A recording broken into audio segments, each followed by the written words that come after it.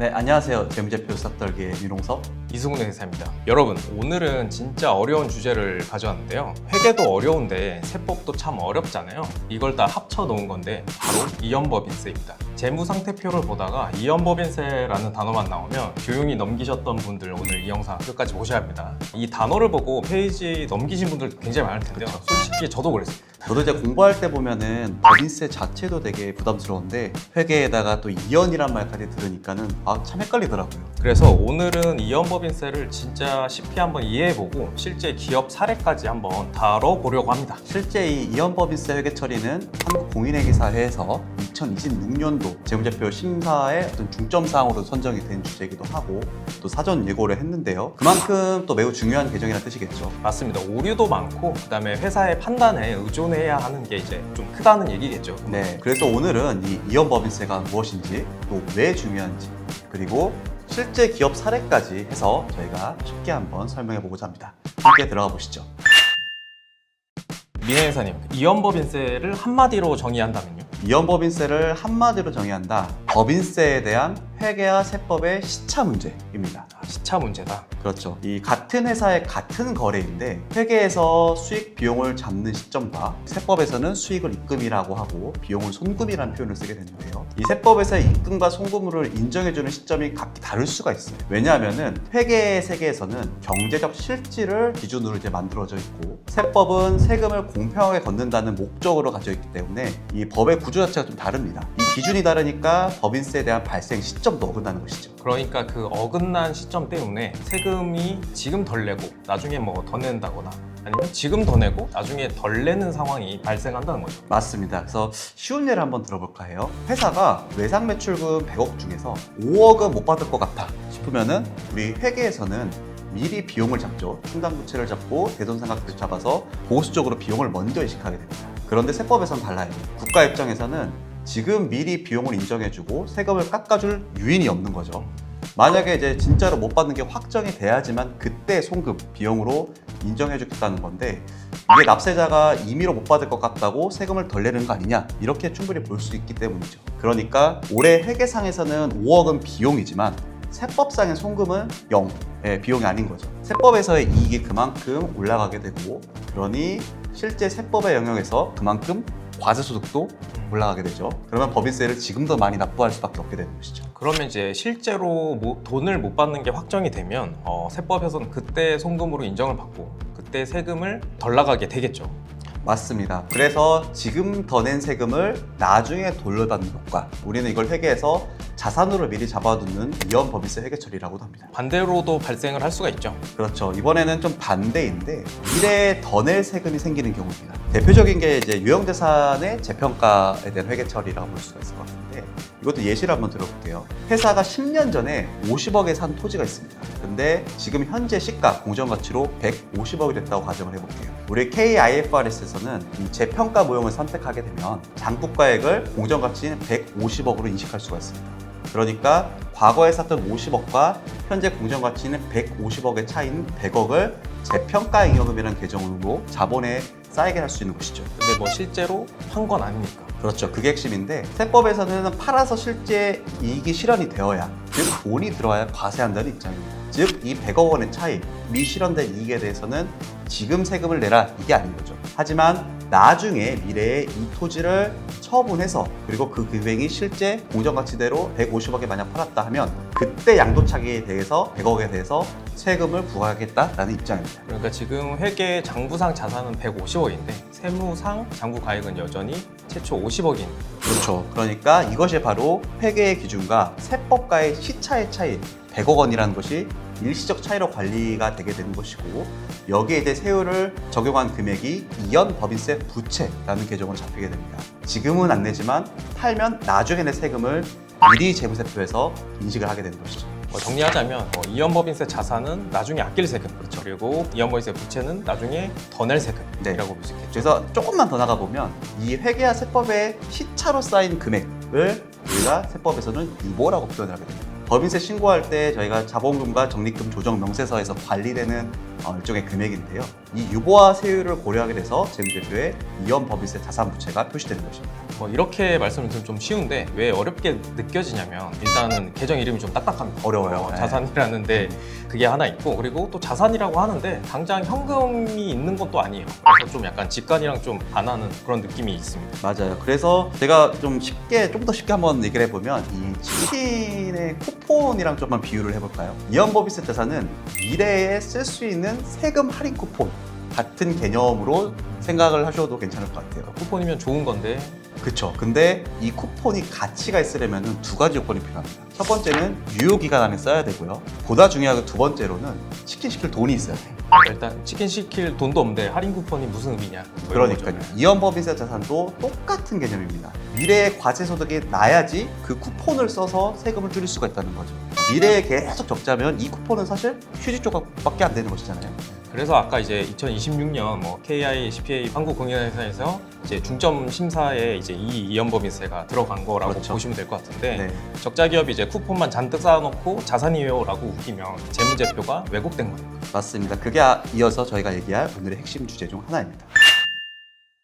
자, 그럼 진짜 기업의 재무제표에서 이연법인세가 어떻게 나오는지도 한번 살펴보려고 합니다. 좋습니다. 오늘은 어느 기업이죠? 네, 이럴 때마다 항상 등장하는 그 대한민국 대표 기업이죠. 또성전자, 삼성전자의 재무제표로 살펴보려고 합니다. 따끈따끈합니다. 2025년 사업 보고서가 이제 이미 공시화되었는데요. 재무제표에서도 보면 이연법인세 자산과 부채가 적지 않은 금액으로 인식되는 걸 볼 수 있습니다. 네. 그래서 삼성전자 사업 보고서를 보면 법인세 비용 항목 주석을 보시게 되면 이 일시적 차이 항목별로 이연법인세 자산부채 내역이 쫙 나와 있습니다. 좀 주목할 만한 계정이 있을까요? 그 중에서도 가장 먼저 보이는 게 바로 이 토지 재평가입니다. 토지 재평가. 현재 삼성전자의 25년 기말 토지 재평가로 인한 이연법인세 부채가 한 8,966억 정도가 기재가 되어 있거든요. 꽤나 큰 금액이네요. 근데 이 금액을 따라가다 보면은 시계를 2009년 10월까지 돌려야 합니다. 2009년 10월, 16년 전인데 이때 무슨 이벤트가 벌어졌었나요? 네, 바로 2009년 10월 30일 자산 재평가 결과라는 공시를 만나게 되는데요. 이때가 바로 KIFRS가 도입되던 시기였습니다. 그러니까 아까 말씀드렸던 이 공정가치를 평가하는 IFRS가 도입을 되다 보니까 이 당시에 삼성전자가 이제 본인들이 보유하고 있는 토지를 공정가치로 재평가를 했다는 걸 유추할 수 있겠네요. 네, 맞습니다. 이렇게 공정가치로 평가를 하면서 당시 이제 삼성전자가 보유한 수원이나 기흥 등의 사업장도 있을 것이고 사옥 등등 해서 기존 장부 가액이 3.4조에서 7.2조로 약 3.8조 원이 자산이 증가되었다라는 공시를 볼 수가 있습니다. 그럼 아까 제가 말씀드렸던 것처럼 회계상의 장부가액은 당장 자산이 늘어난 거고, 물론 근데 실제 이 토지 자체를 삼성전자가 매각한 것은 아니니까 이 증가한 3.8조에 대해서 당장 세금을 낳지 않겠죠. 대신 나중에 낼 수가 있으니까 그 금액만큼 부채로 잡아라. 그 금액이 지금 말씀해 주셨던 8,395억 원에 계산한 것이다라고 봐야겠네요. 네, 맞습니다. 이게 벌써 말씀드린 한 16년도 더 된 일이다 보니까 아. 그 중간에 이제 약간의 금액 변화는 있었지만 삼성전자 대부분의 토지 재평가에 따른 이연법인세 부채는 바로 이때 발생한 거다라고 좀 볼 수 있습니다. 아, 그렇군요.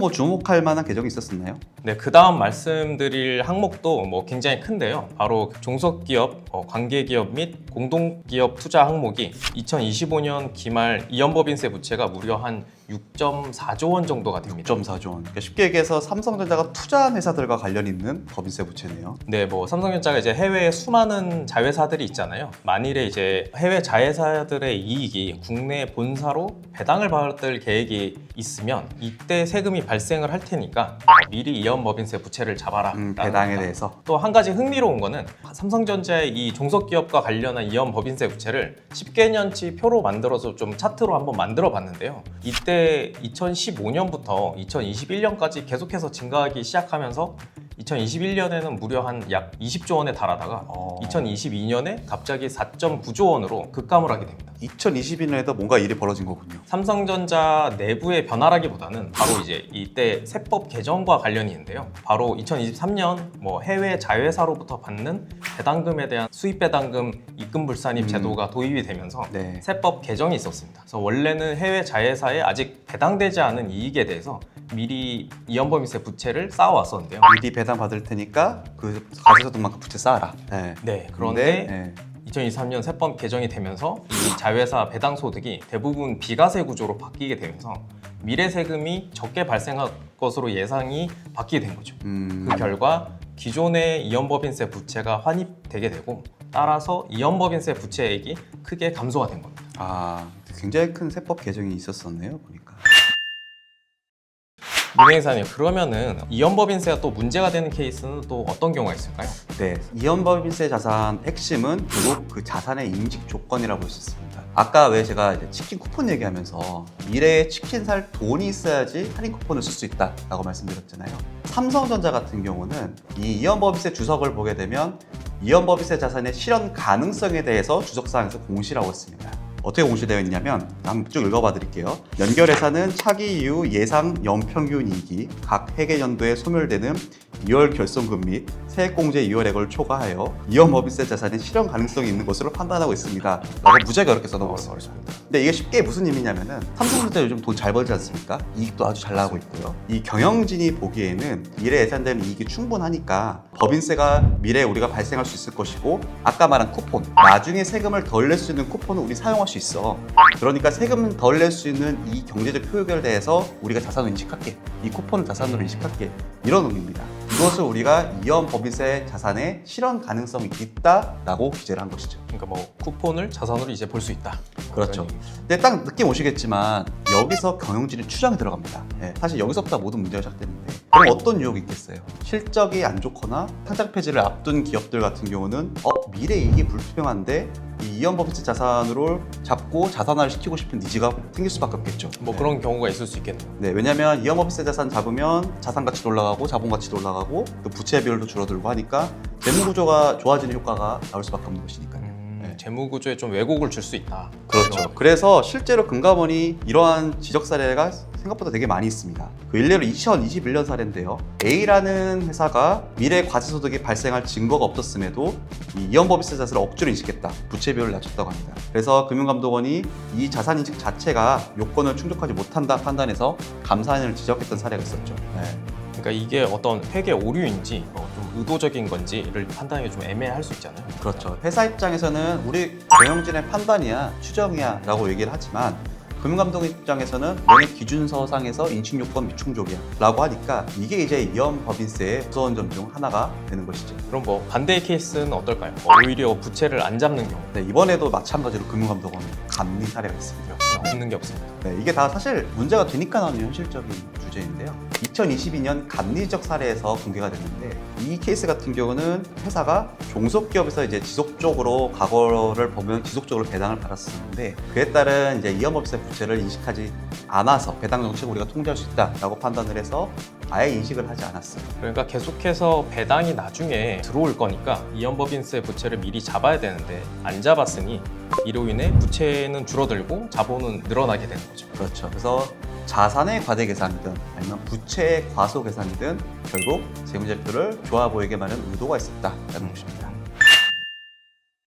그러면 이제 마지막으로 앞에 우리가 삼성전자 예시를 보았는데 다른 회사들의 실제 케이스들 중에 좀 재밌는 것들, 흥미로운 것들을 좀 살펴볼까 합니다. 네, 뭐 테슬라 같은 경우가 가장 극적인데요. 2024년 4분기 영업이익이 21억 원에 달하는데 순이익은 무려 79억 달러였습니다. 영업이익이 21억인데 순이익이 79억 달러. 네. 그 4배 가까이가 순이익이 뛰어온 건데 뭔가 이상한데요? 그래서 테슬라의 이제 그 공시를 보면 일회성 비현금 세금 혜택이 59억 달러가 발생했다. 우리 돈 약 한 8조 원이 반영되었다라고 하는데요. 그 59억 달러가 바로 오늘 나왔던 주제. 네. 바로 그 평가성 충당금 해제라는 회계 처리를 했다라고 하는데 네. 이제 뭐 미국 같은 경우니까 네. 이제 테슬라가 계속해서 이제 적자를 쌓으면서 이 이연법인세 자산이 이론적으로는 계속 발생을 하는데 미래 수익성을 갖춰서 이 이연법인세 자산을 쓸 수 있을까라는 의심이 커서 똑같이 평가성 충당금으로 차감해서 장부상 거의 0으로 묶어놨던 겁니다. 그동안에는. 네. 그러니까 쿠폰은 받았는데 쓸 수 있을지 모르니까 일단은 자산 잡지 않아 놓겠다. 네, 맞습니다. 그런데 2023년 테슬라가 이제 흑자가 지속될 것이다 라고 판단을 바꾸게 되면서 그 충당금을 낮추고 이연법인세 자산이 장부에 반영되면서 법인세 수익 59억 달러가 한 방에 이제 반영이 되면서 순이익이 증가하게 된 겁니다. 그러니까 이해 같은 경우는 차를 더 팔아서 번 돈이 아니라 과거에 묶어놨었던 쿠폰이 그냥 터져버린 거네요. 이게 판단이 너무 주관적이지 않나요? 그래서 또 뭐 재밌는 게 뭐 미국 SEC에서 이제 23년 9월부터 테슬라에 이제 7차례나 질의서를 보냈다고 합니다. 왜 너네 계속 충당금을 쌓고 있냐. 네. 그렇게 이제 SEC 검토가 종결된 바로 다음 날에 테슬라가 59억 달러를 이제 감소해서 공시를 발표했다고 합니다. 타이밍이 아주 절묘하네요. 그러니까 보니까 이제 글로벌 빅테크 기업도 이 감독 당국이랑 이 이연법세 가지고 좀 많이 싸우는군요. 보니까. 그만큼 이제 경영진 판단에 좀 의존을 하고 당국의 주목도 많이 받는 항목이라고 볼 수 있겠죠. 그 국내에서는 쿠팡도 좀 비슷한 사례가 있지 않나요? 네, 쿠팡은 누적 적자가 한 6조 원 넘게 쌓이다가 2023년 첫 연간 흑자를 냈는데 네. 그의 당기 순이익이 1조 7천억 수준이었는데 영업이익은 6,174억이었습니다. 이것도 영업이익보다 당기순이익이 3배가 많은 사례네요. 이연법인세도 이것도 네, 들어갔나 맞습니다. 보네요. 네. 그래서 쿠팡 CFO의 이제 실적 발표에 따르면 네. 이연법인세 자산 평가 충당금을 2월 결손금에서 차감을 하면서 약 1조 1,600억 정도를 일회성 조정으로 반영했다. 라고 이제 얘기를 한 걸 보면 테슬라랑 지금 말씀드렸던 메커니즘이 똑같습니다. 그러니까 2023년도에 사상 첫 연간 흑자 중에서 1조 원은 이 일회성 이연법인세 부채와 자산에 대한 부분으로 발생한 것이다. 네, 이게 2024년 숫자로 증명된 거고. 맞습니다. 그러니까 아주 극명한 게 2024년 영업이익을 보면 영업이익이 6,023억 정도로 이제 전년과 비슷한데 당기 순이익 같은 경우는 940억 원으로 좀 전년과 완전히 다른 걸 볼 수 있습니다. 왜 항공회가 2020년 중점 시사에 이연법에서 올렸는지도 추측이 가능한 부분이 될 수도 있을 것 같습니다. 네. 또 한국 GM도 좀 비슷한데요. 24년 영업이익이 이제 1조 3천억 정도인데 당기순이익은 2조 2천억이. 비슷하네요. 그 네. 차이가 이제 이 법인세 수익 6,400억 정도가 이연법인세 자산 인식 효과인데요. 재밌는 건 이제 예전에 한 2016년 정도에는 철수를 준비해야 했을 정도로 이제 회사의 어떤 미래가 좀 많이 불투명해서 충당금으로 많이 다 쌓아놨던 거였던 겁니다. 왜냐하면 철수하면 아까 얘기했던 쿠폰이 조각되니까. 맞습니다. 결국 이연법인세 자산을 쌓느냐 아니면 터느냐 이거 하나로 어떤 경영진의 미래 수익성 판단이 좀 드러나게 되는 거죠. 네, 그래서 재무제표에서 어떻게 보면 경영진의 생각이 담긴 시그널 중 하나라고 볼 수 있습니다. 흥미롭습니다. 네. 오늘은 모두가 어려워하는 이연법인세를 다뤄왔습니다. 간략하게 좀 정리를 한번 해주시죠. 네, 이게 제가 얘기하면서 좀 어렵네요. 이게. 어려운데 오늘 한 3가지 정도로 좀 요약을 드려보면 첫 번째, 이연법인세는 지금 내는 세금이 아니라 미래에 주고받을 세금을 현재 시점에서 반영하는 것이다. 장부에 반영하는 것이다. 이연법인세 자산은 나중에 아낄 세금, 이연법인세 부채는 나중에 더 낼 세금. 두 번째, 쿠폰처럼 쓸 수 있을 때만 이연법인세 자산이 가치가 있습니다. 미래 이익이 없으면 이연법인세 자산은 휴직 조각입니다. 그래서 이 KIFRS에서는 이 실현 가능성에 대해서 매우 구체적으로 깐깐히 요구한다는 거. 마지막 세 번째는 이 경영진 판단에 크게 의존하는 만큼 이게 감리와 감독국이 어떻게 보면은 단골 주제 중 하나입니다. 금융감독원, 아까 봤던 미국의 SEC, 그다음에 한국공인회사 마찬가지로 모두가 주목하는 항목이기 때문에 만약에 이제 영업이익과 당기순이익이 좀 크게 벌어진 회사라고 하면은 물론 다른 사유와 다른 개념도 있겠지만 이 법인세 회계, 법인세 비용에 대한 주석도 꼭 한번 열어보시기를 추천드리겠습니다. 네, 이제 좀 이연법인세 항목을 좀 이런 단어가 나와도 피하지 않으시리라고 기대했는데 네. 도움 될까요? 되겠죠? 어렵네요. 네. 네, 오늘 저희가 준비한 내용은 여기까지입니다. 들어줘서 감사드리고 다음 주제도 더 의미 있고 재미있는 주제로 찾아오도록 하겠습니다. 지금까지 이승훈 민호수 패기자였습니다. 감사합니다. 감사합니다.